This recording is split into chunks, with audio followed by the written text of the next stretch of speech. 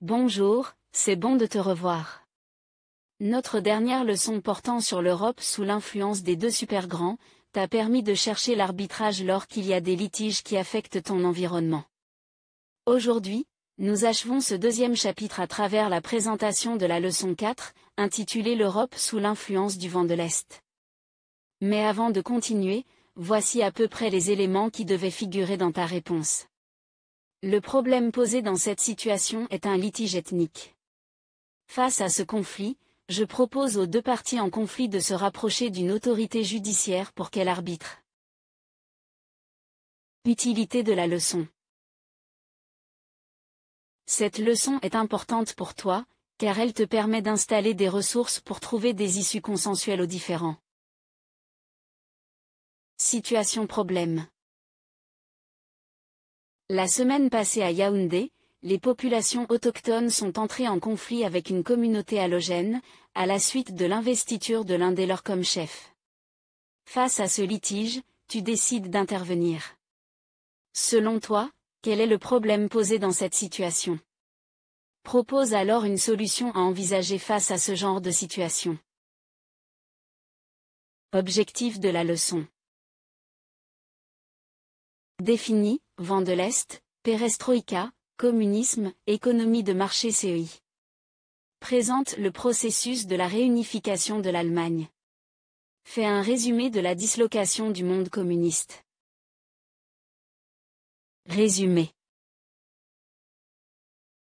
Introduction. À l'orée des années 90, le processus de démocratisation est enclenché en Europe de l'Est. Ce processus qualifié de vent de l'Est, va très tôt provoquer la chute du mur de Berlin en 1989, l'unification de l'Allemagne, et la dislocation de l'URSS et de la Yougoslavie. La réunification de l'Allemagne. Ce processus appuie sur deux paradigmes, les origines et la réunification. L'Allemagne. Tout commence à la fin de la Seconde Guerre mondiale. Les puissances victorieuses divisent l'Allemagne en 4 zones d'occupation. Berlin est aussi divisé en 4 secteurs. Au début, la population peut encore circuler librement d'un secteur à l'autre. Nombreux sont ceux qui quittent alors la RDA en difficulté pour s'installer à l'ouest. Au début des années 60, le pays lutte pour sa survie économique. Le 13 août 1961, la RDA finit par réagir et ferme ses frontières avec l'Occident.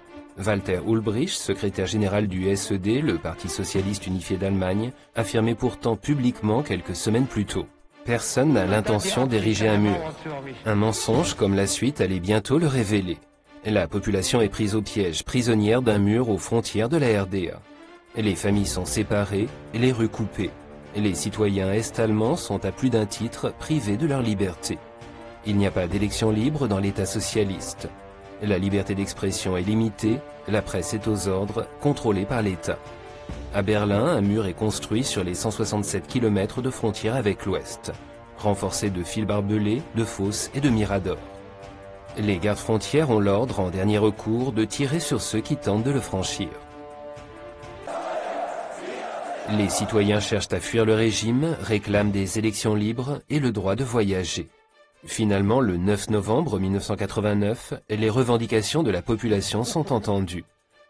La RDA ouvre. Pour la suite de ce cours, retrouve-moi sur l'application mobile Ezima, téléchargeable gratuitement sur Play Store.